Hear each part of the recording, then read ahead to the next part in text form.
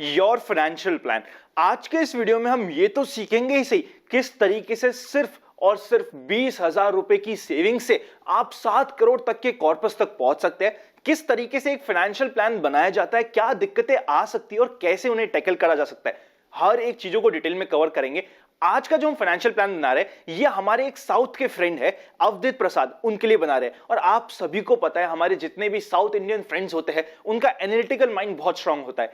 आज के इस वीडियो में हम कुछ ऐसे एनालिटिकल क्वेश्चंस के बारे में बात करेंगे जो ऑलमोस्ट हर एक इन्वेस्टर के लिए बहुत जरूरी है। कुछ ऐसे पॉइंट्स है जिसको ध्यान रखना हर एक फाइनेंशियल प्लान के लिए बहुत जरूरी है, पर कुछ ऐसे पॉइंट्स है जो काफी इन्वेस्टर मिस कर जाते हैं। ये वीडियो सिर्फ फाइनेंशियल प्लान के पॉइंट ऑफ व्यू से ही नहीं, फाइनेंशियल प्लान को किस तरीके से फायर फाइटिंग या टैकल किया जाता है इस चीज में भी आपको हेल्प करने वाला है। मेरा नाम है Anant Ladda, CFA CA CFP LLB।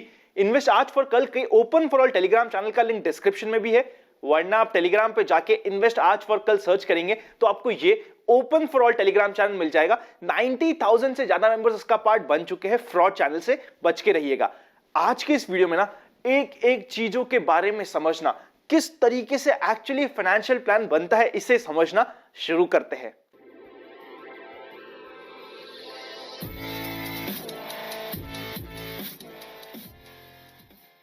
आज का ये वीडियो टोटल 3 पार्ट में डिवाइडेड होगा। सबसे पहले पार्ट में तो हम क्या करेंगे, अवधेश प्रसाद जी के सारे फाइनेंशियल गोल को लिखेंगे, उन गोल को उनके इन्वेस्टमेंट से मैप करने की कोशिश करेंगे, उन्हें हेल्प करेंगे कैसे वो अपनी गोल तक पहुंच सकते। ये फर्स्ट पार्ट होगा। सेकंड पार्ट ये होगा कुछ इनके ऐसे एनालिटिकल क्वेश्चंस है जिन्हें आपको और हमें समझना और किस तरीके से हम उन्हें टैकल करेंगे उनको समझने की कोशिश करेंगे। और फाइनली इस वीडियो को कंक्लूड करेंगे। बहुत इंपॉर्टेंट वीडियो होने वाला है। सबसे पहले अवधेश प्रसाद जी के बारे में कुछ बेसिक डिटेल समझ लेते हैं। आज के दिन इनकी एज है 30 इयर्स। इनकी इच्छा है कि ये वर्किंग लाइफ रहे इनकी 60 इयर्स तक, और आफ्टर रिटायरमेंट ये प्लान करना चाहते हैं एटलीस्ट 85 इयर्स तक। मतलब 25 इयर्स का ये फाइनेंशियल प्लान, अपना रिटायरमेंट प्लान बनाने की कोशिश करेंगे। साउथ के रहने वाले हैं। आज के दिन दुबई में टेक्नोलॉजी कंपनी में काम कर रहे हैं। अभी इनके पास ऑलरेडी इनकी एग्जिस्टिंग सेविंग 30 लाख की है, जिन्हें भी ये अभी आज के दिन ऑप्शन ट्रेडिंग में, ऑप्शन इन्वेस्टमेंट में, उसी के साथ साथ शेयर ट्रेडिंग में यूज करना चाहते हैं। उसमें से कुछ पैसा ये एलोकेट भी कर सकते हैं अपने इन्वेस्टमेंट के लिए। ये हमारा एक पहली इंपॉर्टेंट चीज हुई। आज के दिन इनकी एनुअल इनकम है 2 लाख रुपए पर मंथ। फॉरेन में काम कर रहे हैं, दुबई में काम कर रहे हैं। 2 लाख रुपए पर मंथ इंडियन टर्म्स में इनकी टोटल इनकम है। 80,000 इनका एक्सपेंडिचर हो जाता है। 30,000 के आसपास की इनके पास कुछ EMIs और कुछ लोन्स चल रहे हैं, उसमें लग जाते हैं। 10,000 रुपीज पर मंथ ही बचाना चाहते हैं कुछ अपने इंश्योरेंस पर्पस के लिए, इंश्योरेंस गोल्स के लिए ऑन अ हायर साइड। उसको भी हम इस वीडियो में टैकल करेंगे। फाइनली इनके पास एक्चुअल अमाउंट है सेविंग का 80,000 रुपीज पर मंथ। देखिए, आप में से कुछ लोगों के लिए अमाउंट ज्यादा हो सकता है, कुछ के लिए कम हो सकता है। दोनों ही इंपॉर्टेंट नहीं है। इंपॉर्टेंट है कि किस तरीके से गोल बनता है और किस तरीके से सिर्फ 20,000 रुपए बचाते हुए भी हम फाइनेंशियल गोल बना सकते हैं, रिटायरमेंट गोल तक पहुंच सकते हैं और 7 करोड़ तक के कॉर्पस तक पहुंच सकते हैं। उससे समझना जरूरी है। सबसे पहले आज के दिन ये अपने 3 गोल को मैप करना चाहते हैं। पहला इनका गोल है ये अपनी बच्चे की एजुकेशन के लिए, सेकंड गोल है इनका होम के लिए, और थर्ड गोल है इनका रिटायरमेंट। 3 गोल को ये आज अपनी करंट इनकम से मैप करना चाहते हैं। वापस हम रिवाइज कर लेते हैं। चाइल्ड एजुकेशन, जो अपने बच्चे की एजुकेशन के लिए प्लान करना चाहते हैं, होम के लिए प्लान करना चाहते हैं और अपने रिटायरमेंट के लिए प्लान करना चाहते हैं। पहले गोल से बात करना शुरू करते हैं। पहला गोल इनका यह है एटलीस्ट इन्हें 20 साल बाद 2 करोड़ रुपए का कॉर्पस चाहिए, जो ये अपनी बच्चों की एजुकेशन के लिए, एक इनका किड है उसकी एजुकेशन के लिए प्लान करना चाहते हैं। क्योंकि इनका गोल जो है वो रफली 10 साल से भी ऊपर है, मतलब रफली 20 साल बाद इन्हें इस पैसे की रिक्वायरमेंट पड़नी स्टार्ट होगी। तो इसीलिए हम इसे इक्विटी म्यूचुअल फंड में प्लान करेंगे।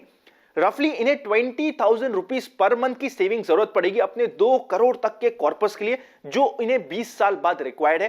12% ऑफ एक्सपेक्टेड रिटर्न आज इस कंप्लीट वीडियो में हम इक्विटी में लेने वाले हैं। क्यों लिया है, कैसे लिया है, वो भी इसी वीडियो में डिस्कस होगा। अगर इसी की जगह ना ये FD में सेव करते, देखिए 2 करोड़ रुपए चाहिए 20 साल बाद, इक्विटी म्यूचुअल फंड में हम रफली 20,000 रुपए पर मंथ बचा के भी इस गोल तक पहुंच सकते हैं। अगर हम फिक्स डिपॉजिट, जो हम सभी का प्यारा है, एक ऐसी जगह जहां पे इंडिया का आज के दिन 1 लाख करोड़ से ऊपर का पैसा डिपॉजिट हो रखा है, अगर हम उसे यूज करते ना तो इन्हें 20,000 रुपए की जगह 50,000 रुपए पर मंथ की रिक्वायरमेंट होती, जो शायद इनके लिए या तो सफिशिएंट नहीं होता या फिर इनके लिए पॉसिबल ही नहीं होता कि 50,000 रुपए पर मंथ एजुकेशन के लिए बचाए और अपने बाकी गोल्स को भी मीट कर पाए, हम समझ सकते हैं। तो ये इनका पहला गोल 20,000 रुपीज पर मंथ से पूरा हो जाता है। अवदित का सेकेंड गोल है होम लेना। 15 साल बाद ये 2 करोड़ रुपए का कॉर्पस बनाना चाहते हैं, जिसमें ये रफली अपना होम ले लेंगे। इसके लिए इन्हें रिक्वायर्ड होगा 40,000 rupees per month equity mutual fund में। अगेन ये प्लान होगा क्योंकि इनका टाइम होराइजन 10 साल से ऊपर का है और इसके लिए इन्हें 40,000 रुपीज पर मंथ बचाएंगे। 12% of expected rate of return रखेंगे। 15 साल में इनके 2 करोड़ के कॉर्पस पूरा हो चुका होगा। इसी की जगह अगर ये एफडी यूज करते तो इन्हें रफली 75,000 रुपीज पर मंथ से ज्यादा की सेविंग की रिक्वायरमेंट होती, जितना ये ऑलमोस्ट पूरा का पूरा सेव करना चाहते हैं। मतलब इनकी टोटल जो सेविंग का अमाउंट है या जितना ये इन्वेस्ट कर सकते हैं आज के दिन, वो सिर्फ और सिर्फ है 80,000 रुपीज। 75,000 रुपीज तो उन्हें इन सिंगल गोल में ही लग जाते अगर वो एफडी से इस गोल को प्लान करने की कोशिश करते, हम समझ सकते हैं। अब फाइनल बात करते हैं थर्ड गोल की, रिटायरमेंट गोल की, जो सबसे इंपॉर्टेंट होता है। आज के दिन इनकी एज है 30 ईयर्स, 60 ईयर्स तक ये काम करेंगे और 85 ईयर्स तक का ये प्लान करना चाहते हैं। अभी इनका मंथली एक्सपेंडिचर आता है 50,000 रुपीज पर मंथ। एक्चुअली देखा जाए आज का मंथली एक्सपेंडिचर इनका 80,000 है, बट इनके कुछ एडिशनल ऑब्लिगेशंस, कुछ एडिशनल खर्चे हैं। इनका बाद में प्लान है कि ये इंडिया में शिफ्ट हो जाएंगे। उस चीज को फैक्टर इन करते हुए ये समझते हैं कि अगर 50,000 रुपीज पर मंथ इन्हें आज की टर्म्स में मिल रहा हो तो इनका रिटायरमेंट अच्छा प्लान हो सकता है। क्योंकि इनका रिटायरमेंट है अभी भी 30 साल बाद। 50,000 रुपीज पर मंथ आज की रेट है, आज की रिक्वायरमेंट है। 30 साल बाद अगर हम 6% ऑफ इन्फ्लेशन रेट को समझते हुए इसे बढ़ाने की कोशिश करें तो ये अमाउंट आता है 2,87,000 रुपीज का। आज का 50,000 रुपीज इन्हें 30 साल बाद रिकवर्ड होगी 2,87,000 रुपीज पर मंथ। मतलब ईयरली इन्हें 34.50 लाख रुपीज के आसपास रिक्वायर्ड होगा और कॉर्पस रिक्वायर्ड होगा 7 करोड़ रुपए का रिटायरमेंट के लिए। 7 करोड़ के कॉर्पस के लिए ना इन्फ्लेशन रेट हमने रखी है 6% की, रिटर्न एक्सपेक्टेशन रखी है रिटायरमेंट तक तो रखी है 12% की, और रिटायरमेंट के बाद की इनकी रिटर्न एक्सपेक्टेशन रखी है 8% की, क्योंकि बाद में ये डेट में शिफ्ट होने का प्लान करना ही पड़ेगा, क्योंकि उस समय एट द एज ऑफ 60 इनकी रिस्क एपेटाइट कम हो चुकी होगी। अभी 12% ऑफ रेट ऑफ रिटर्न अगले 30 साल के लिए 30 ईयर से लेकर 60 तक, और 60 से 85 तक 8% की एक्सपेक्टेशन रखी है। 7 करोड़ का कॉर्पस चाहिए। इस 7 करोड़ के कॉर्पस के लिए ना इन्हें सिर्फ और सिर्फ, ध्यान से समझिएगा, 20,000 रुपीज पर मंथ की रिक्वायरमेंट है। इसी की जगह अगर ये एफडी को यूज करते, यहां पे अगेन हम यूज कर रहे हैं इक्विटी म्यूचुअल फंड्स या equity as an asset class, इसी की जगह अगर हम एफडी को यूज करते तो इनको रिक्वायर्ड होती 1,15,000 रुपए। आप समझ सकते हैं इनके तीनों गोल पूरे हो गए 80,000 रुपीज पर मंथ में। इसी के अगेंस्ट अगर हम एफडी यूज कर रहे होते तो हमें रिक्वायर्ड होता 2,40,000 रुपीज पर मंथ का। आप समझ सकते हैं किस समय हमें इक्विटी को यूज करना होता है, वो इंपॉर्टेंट होता है। अब इनके पास 30 लाख रुपीज अभी लमसम अवेलेबल है। इस 30 लाख का क्या करेंगे? सबसे पहले तो 5 लाख रुपीज इनके लिए लिक्विड फंड में प्लान कर देंगे। ये इनका इमरजेंसी फंड का काम करेगा। कभी भी रिक्वायरमेंट होगी इनके पास 5 लाख रुपए लिक्विड फंड में प्लान है।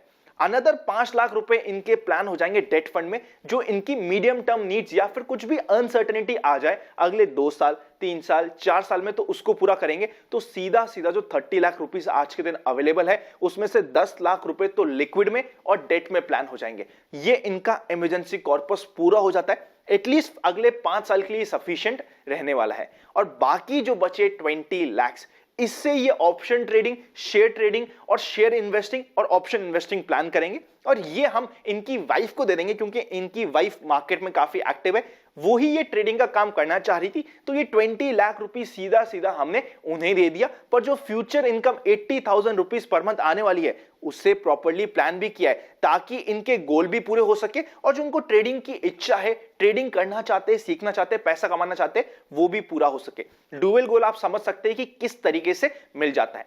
नेक्स्ट बात करते हैं टर्म इंश्योरेंस की और हेल्थ इंश्योरेंस की। अभी इनके पास कोई भी टर्म भी नहीं है, हेल्थ भी नहीं है। टर्म इंश्योरेंस इन्हें रिक्वायर्ड है 2 करोड़ रुपीस का, पर आई एम पर्सनली सजेस्टिंग कि इन्हें 2 करोड़ रुपीस का तो basic term insurance plus 2 crore rupees का एक्सीडेंटल राइडर एचडीएफसी लाइफ में टर्म इंश्योरेंस ये प्लान कर सकते हैं। 2+2 जो एडिशनल 2 करोड़ का एक्सीडेंटल राइडर है ना, वो उन्हें तभी मिलेगा बाय चांस इन्हें कुछ हो जाता है, that too because of accident. तो ये 4 करोड़ रुपीस का इनका टर्म इंश्योरेंस पूरा हो जाएगा। इसके अलावा इन्हें कोई और इंश्योरेंस की जरूरत नहीं होने वाली। और हेल्थ इंश्योरेंस में ये 15 लाख का कवर रखना चाहते हैं अपनी फैमिली के लिए। एचडीएफसी अर्गो का फैमिली फ्लोटर हम इन्हें प्लान कर रहे हैं। पर हां, एक इंपॉर्टेंट चीज है, क्योंकि ये आज के दिन आउट ऑफ इंडिया में है, हेल्थ और टर्म इंश्योरेंस मैंने इनका पर्सनली आज के दिन सजेस्ट किया है कि इसे डिले कर दिया जाए। रीजन क्या हुआ, रीजन समझते हैं। देखिए, जब भी हम हेल्थ और टर्म इंश्योरेंस लेते हैं, मेरा हमेशा एक पॉइंट होता है, आप हमेशा मेडिकल चेकअप में कोई भी कंजूसी, कोई भी कमी मत करिए। तो इन्हें मेडिकल चेकअप, अगर ये फॉरेन में रहते हुए टर्म और हेल्थ लेंगे इंडिया से, तो ये मेडिकल एक्सपेंडिचर इन्हें फॉरेन में बियर करना पड़ेगा हेल्थ चेकअप का, जो काफी कॉस्टली होता है। इसलिए जितने भी हमारे एनआरआई मित्र है, एनआरआई व्यूअर्स है, एनआरआई सब्सक्राइबर्स है, उन्हें यह चीज ध्यान रखनी जरूरी है, जब भी आप हेल्थ और टर्म प्लान लेना, उसी समय लीजिएगा जिस समय आपके इंडिया में आने का प्लान हो। उस समय अगर आप हेल्थ और टर्म लेंगे तो आपकी कॉस्टिंग काफी कम हो सकती है। अवदित का प्लान है कि वो इंडिया में आने का प्लान भी कर रहे हैं नेक्स्ट 6 मंथ्स में। जैसे ही ये इंडिया में आएंगे, उस समय हम इनका टर्म और हेल्थ प्लान कवर कंप्लीट कर देंगे, और कोई भी जरूरत नहीं है हड़बड़ी करने की। 5 महीना 6 महीना डिले हो जाए, बट प्रोसेस में कोई कमी नहीं होनी चाहिए। ये हो चुका है इनका कंप्लीट डिटेल्ड फाइनेंशियल प्लान। 3 गोल भी अचीव हो जाएंगे, ट्रेडिंग और इन्वेस्टिंग डायरेक्ट शेयर का भी अचीव हो गया, हेल्थ इंश्योरेंस और टर्म इंश्योरेंस भी अचीव हो गया, विद इतनी ही सेविंग जितनी इनके पास आज के दिन अवेलेबल है। इस तरीके से बनता है फाइनेंशियल प्लान, और ये हमें ध्यान रखना जरूरी है। अब कुछ ऐसे इंटरेस्टिंग क्वेश्चन,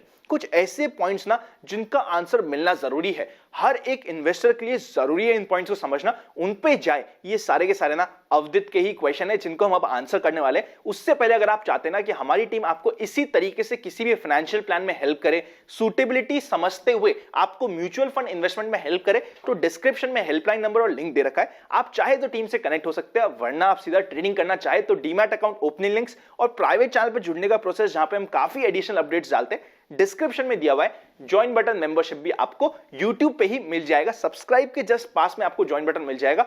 जो आपको लगे यूजफुल आप यूज कर सकते हैं। अब बात करते हैं क्वेश्चन की जो अवदित ने हमसे पूछा था। सबसे पहला क्वेश्चन जो अवदित ने हमारी टीम से पूछा था वो ये कि ऐसा कैसे कि आपने 12% का एक्सपेक्टेड रिटर्न आज के दिन मान लिया। हो सकता है 10 साल बाद सिनेरियो चेंज हो जाए, हो सकता है 10 साल बाद इक्विटी के रिटर्न्स कम हो जाए, उस समय हम कैसे टैकल करेंगे।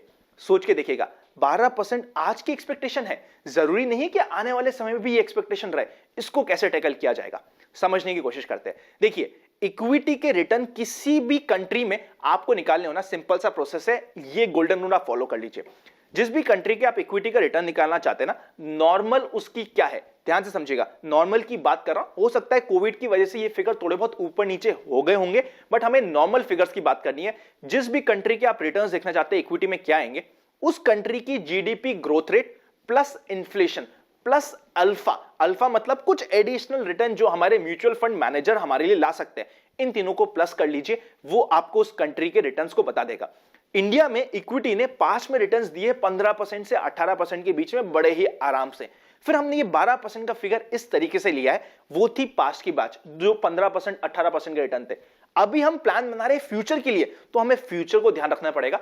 आज के दिन अगर मैं इन्फ्लेशन की रेट मानूं 5 से 6% के बीच में, जीडीपी ग्रोथ रेट मानूं 5 से 6% के बीच में, तो ये रफली 10 से 12% के बीच का फिगर आता है, और हायर साइड 13% का फिगर आता है। प्लस इसमें अल्फा जनरेट कर ले 1 या 2% या 3% मैक्सिमम, तो ये फिगर हमारे पास रफली 14 से 16% के बीच का आता है। बट मार्जिन ऑफ क्वेश्चन हमें हमेशा रखना होगा, इसीलिए ऑन अ लोअर साइड जो अल्फा जनरेशन है उसको मैंने आज के दिन 0 मान लिया, और सिर्फ जितना मेरा इन्फ्लेशन प्लस जितनी मेरी जीडीपी ग्रोथ रेट है उसको समझते हुए 12% का कंजर्वेटिव फिगर से हमने सारी कैलकुलेशन बनाई है। ये आया है सबसे पहले 12% का रिटर्न। हो सकता है आने वाले समय में 10 साल में इंडिया डेवलपिंग से डेवलप्ड कंट्री हो जाए, यहां पे इन्फ्लेशन बहुत कम हो जाए, और जो हमारी रिटर्न्स भी मिल रही है जीडीपी ग्रोथ रेट से वो भी कम हो जाए, तो फिर क्या होगा। देखिए, अगर इन्फ्लेशन कम होगा ना, तो जो हमें गोल के लिए पैसा रिक्वायरमेंट होगा वो भी कम हो जाएगा। ध्यान से समझिए, जो हमने इन्फ्लेशन की 6% की रेट ली है रिटायरमेंट में, अगर वो रेट कम हो जाएगी, जो मेरे को जो एक्चुअल पैसा या कॉर्पस रिक्वायर्ड होगा वो भी कम हो जाएगा। जैसे ही वो कम होगा, ऑब्वियसली इक्विटी के रिटर्न्स भी कम होंगे अगर इन्फ्लेशन या फिर जीडीपी ग्रोथ रेट कम होगी, बट अकॉर्डिंगली हमारे कॉर्पस का अमाउंट भी कम हो चुका होगा। इसीलिए हम हमारे सभी इन्वेस्टर के लिए एवरी ईयर, हर साल, जिस दिन सपोज करिए किसी ने हमारे साथ आज से हमारे साथ शुरुआत करी है, तो हर साल सेम डेट को हम उनसे फाइनेंशियल प्लान रिव्यू करते हैं, देखते हैं कि उस समय क्या सिनेरियो चल रहा है जीडीपी का, इन्फ्लेशन का। अगर हमें गोल में कुछ रिक्वायरमेंट होती है चेंजेस की, तो हम वो करते हैं और मेक श्योर करते हैं कि हम एवरी ईयर इसे रिव्यू करते रहे, ताकि अगर कुछ भी इकोनॉमी में चेंजेस हो तो हमारे गोल में भी अकॉर्डिंगली चेंज हो जाए और हम अपने गोल तक हो सकता है अमाउंट थोड़ा सा 5 या 10% ऊपर या नीचे हो जाए, बट अपने गोल के अमाउंट तक, ऑलमोस्ट अमाउंट तक पहुंचने की कोशिश करें। इस तरीके से हमें एवरी ईयर एनुअल रिव्यू करना जरूरी है। अगर आप हमसे कनेक्टेड है तो बेफिक्र हो जाइए, हमारी टीम अपने आप आपके लिए एनुअल रिव्यू करती है। अगर आप नहीं भी कनेक्टेड ना, कहीं पे भी आप इन्वेस्टमेंट करते हो, एवरी ईयर आपको रिव्यू करना होता है। और रिव्यू सिर्फ ये नहीं कि मेरा म्यूचुअल फंड कैसे परफॉर्म कर रहा है, आप अपने गोल से कितना दूर है, क्या आप अपने गोल को पाने के लिए सही ट्रैक पे है या नहीं, इस चीज का रिव्यू करना होता है। इक्विटी म्यूचुअल फंड तो ना किसी साल अंडर परफॉर्म करेंगे, किसी साल ओवर परफॉर्म करेंगे, उसकी परफॉर्मेंस से हमें गाइड नहीं होना है, हमें गोल पे बने रहना है। ये हो गया सबसे पहला क्वेश्चन। इसमें इनका सेकंड क्वेश्चन ये आया कि आनंद फिर भी हम समझ लेते हैं कि यार हमें लग रहा है कि हम अपने गोल तक नहीं पहुंच पाएंगे और हमें ये 10 साल बाद रिक्वायर्ड होता है, तो ये हम लेट नहीं हो जाएंगे, तो उस समय हम क्या टेक कर करें। इसके लिए ना बड़ा ही सिंपल प्रोसेस है। देखिए, वैसे भी जो हमने फिगर्स लिए ये कंजर्वेटिव बेसिस पे लिए, इसमें अगर हम और कुशनिंग ऐड करना चाहते हैं ना, तो जो भी आपका इन्वेस्टमेंट का गोल है, जो भी आपके इन्वेस्टमेंट का अमाउंट है ना, उसको 20% बढ़ा के हमेशा कोट करिए। उससे क्या होगा, आपके पास 20% का कुशन हमेशा रेडी रहेगा। मोर देन दैट, वैसे भी ये जो आज हमने गोल बनाया है, ये आपकी आज की इनकम्स के हिसाब से बनाया है। आपको क्या लगता है 10 साल बाद भी आपकी सेम इनकम रहेगी? हो सकता है इनकम बढ़ जाए तो हमारी सेविंग का अमाउंट भी बढ़ेगा, और बाय चांस अगर हमें कुछ अमाउंट में फिगर में ऊपर या नीचे करने की जरूरत पड़ी तो वो हमारे पास क्वेश्चन अवेलेबल होगा। इसीलिए हम ईयर ऑन ईयर बेसिस पे रिव्यू भी कर रहे हैं। ये वापस से हमें इंपॉर्टेंस बताता है एवरी ईयर रिव्यू करने की और 20% एडिशनल क्वेश्चन मेंटेन करने की। नेक्स्ट क्वेश्चन अवदित का आता है कि सर अभी जो हमने टर्म और हेल्थ लिया है ना, वो तो आज की इनकम के हिसाब से लिया है। 10 साल बाद अगर मेरी इनकम बढ़ जाती है तो मुझे ये बढ़ाने की भी जरूरत पड़ सकती है, फिर हम उसको कैसे टेकर करेंगे? स्पेशली अगर टर्म अगर हम 10 साल बाद बढ़ाएंगे तो हमारे इंश्योरेंस का प्रीमियम बहुत ज्यादा हो जाएगा, तो क्यों ना हम आज ही एक्स्ट्रा कवर ले लें।